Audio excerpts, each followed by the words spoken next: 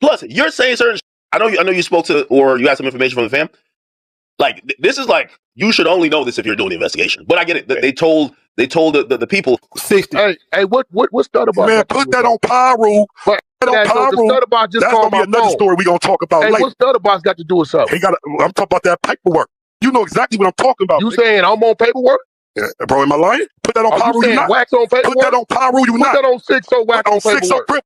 You on paperwork. Put that on Pyro. You not. He put it on 6-0 on episode 60. Put that on Pyro that you're not on that case.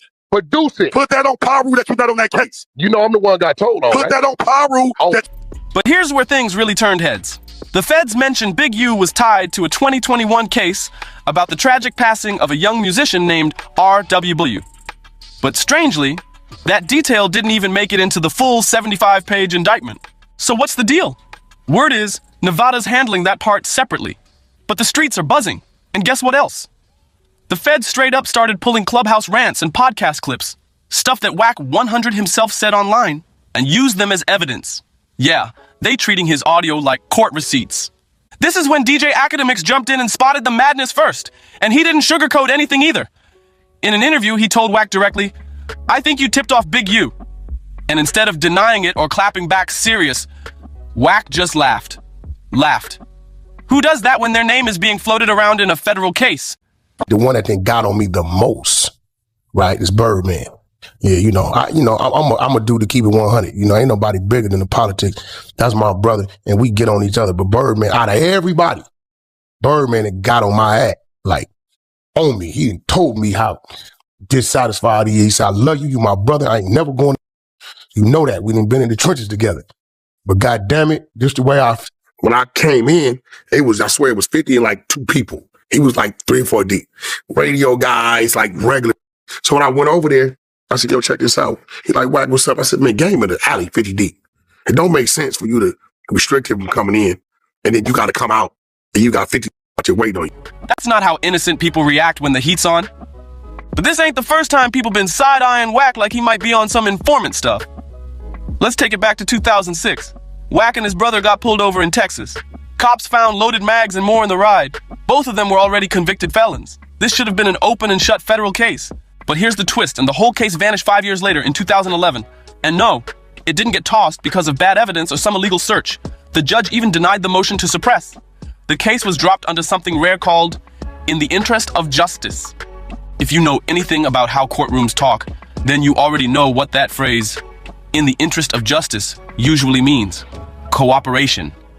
And that is what had people giving Wack 100 the serious side-eye. Right after that case disappeared, Wack's whole career seemed to skyrocket. Suddenly, he was everywhere, managing major names, dropping industry secrets, talking like he had a front row seat to everything behind the scenes. Meanwhile, folks close to him, they started catching charges left and right, but Wack kept moving untouched. And the shady moves just kept stacking. Word got out that Wack was actually caught on a federal wiretap. You heard that right? A recorded phone call with a guy named Stutterbox, who's allegedly tied up in a major federal case connected to the Main Street Mafia. Some of what you may have done may have helped with the timing, right? I think you. What's that? I think you tipping off Big U. I think that definitely. I did what? I think you going online and saying that. And the only reason I'm saying this is that if you ever read any federal indictment, I did what? I tipped him off. You tipped him off. What did the lady say in the recording I sent you? Well, please don't wait. Please don't tell. But this is why I'm coming to this conclusion. Looks like folks are really side-eyeing Wack 100 lately. Word is, 50 Cent lit into him for allegedly snitching on Big U, and that move supposedly triggered Big U's indictment. And get this, some whispers even claim Wack might have been wired up to trap rappers. After you got the message, you hit up Big U's wife. You said, "Sis, 911. One sec, let me get Solo."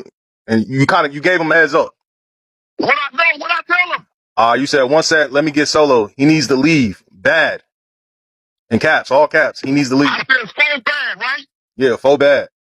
What the 600 said is 460 telling on you. All right, so Wack, let me ask you. Oh, so that's what the 4 bad means. Let me ask you this, Wack. I just sent you a clip. Play the clip. You're going to hear the people saying, "Don't say nothing. Don't tell nobody nothing. Don't say nothing." So which one you want? If he wouldn't have said nothing and y'all found out new, you would say what? Why you didn't say nothing? No. Yeah, it's getting wild out here. But hold up, don't get it twisted. This ain't me throwing out accusations. I'm just running through the talk that's buzzing heavy in the streets right now. Don't shoot the messenger. So here's how it all supposedly went down. According to Wack 100 himself, he made one crucial phone call that changed everything. Not to Big U directly, but to Big U's wife. I told you I'm doing my movie shit. I talked to you, and I told you I want you involved in it. But I'm not fucking with that trucker dude. That dude lies every aspect. Warning her about a secret federal indictment coming for her man. And this ain't no vague heads up. Wack apparently knew exactly when the feds were gonna make their move. Now pause right there. Who outside the system knows the drop like that about a sealed federal case? That's not some info you pick up from social media. That's straight from the inside. So it looked good and it sounded good. But if you pull the indictment up, which we have here, the 75 pages of what they're actually indicting him on. Right. I mean, Nevada's gonna take that. Okay. So there's a RICO count. I will say some of what you may have done may have helped with the timing, right? I think you tipping off Big U. I think that definitely. I did what? And who tips off someone about a federal raid unless they're either deep in the loop or plugged in with someone who is? That's the moment where 50 reportedly started putting the puzzle pieces together. And suddenly, that whole he might be wired up theory, it ain't sounding so crazy no more. This ain't just barbershop talk. This might be real. But let's be real. 50 wasn't even the first one to raise flags. Long before him, Suge Knight had already been warning folks. Suge allegedly pulled Birdman aside and told him straight, watch Wack 100. Why? Because Suge said Wack was the one on the Fed's payroll. That's not some light claim. That's heavy. What do you think really went down? That warning from Wack 100 hit way different once people realized how much inside knowledge he had from being in the game for years. He ain't just some loudmouth. Dude knew something. Then came the whole Big U situation, and man, it was like a bomb dropped. A 43-count indictment came crashing down, packed with RICO charges, extortion, wire fraud, the works. So what was Wack doing on that call? According to sources familiar with the files, he wasn't just chopping it up, he was connecting dots. Some even believe he was out there helping the feds piece the whole puzzle together. That's a serious look and not in a good way. And it ain't like this is some brand new suspicion. Whispers like this been floating around Wack for years. Remember when he was locked in tight with Birdman? They even launched Cash Money West together, but then things shifted, and fast. That turning point? When Wack started managing Tekashi 6999? Yeah, that Tekashi. For someone already under fire for alleged cooperation with the feds, linking up with 6999, that move was career suicide in the streets. right by the Beverly Center. We thought we did. Somebody called us, told he was up there. I got up there. He came in. How deep were you? About 15. 15 people. Yeah, we wasn't that deep. It said everything. And now it all circles back to 50 Cent. Because guess what? Wack manages the game, and everybody knows the deep tension between 50 and Game goes way back. That beef between 50 Cent and the Game, straight chaos. And instead of letting it cool off, Wack 100 poured gasoline all over it. Dude wasn't low-key about it either. He jumped on every platform he could find, talking spicy about 50 like he had no filter. He said wild stuff like 50's not from the streets anymore, and claimed the only reason he moves safe is because he's protected by the industry. Wack even said that 50 got to check in when he lands in LA.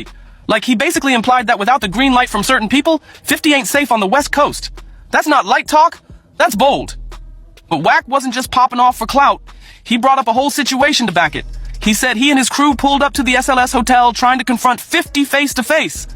But when they got there, Wack said it looked like a full-on military operation. According to him, 50's security was so deep it felt like Navy SEALs with machine guns were guarding the spot. And guess what? Folks online started clowning Wack for even admitting that. Like, why brag about pulling up just to bounce because the setup was too tight? That move didn't hit how he thought it would. Then when the topic of Big Meech and BMF came back in the mix, Wack couldn't keep quiet. We got up there, we came in, and shit. You had Navy SEALs with him. 2 in all directions. Probably about 6 of them. Walkies in their ear, vested, strapped to their thigh, bullies on them, semis on them, magazine cartridges. I said, yeah. He ain't slipping. Today's not the day. Nah, 50 moved different. He went off again, accusing 50 of milking the BMF story for every dollar. Said 50 was using the legacy to boost his brand, making profit off other people's real-life pain. But this next part, this is where it gets real weird. While Wack's been loud, throwing shots left and right, 50's been radio silent. No slick IG captions, no memes, no power jokes, nothing. And for a guy who built his whole brand on trolling and internet beef, that silence ain't normal. It's loud. That's when the whispers started turning into full-on conversation.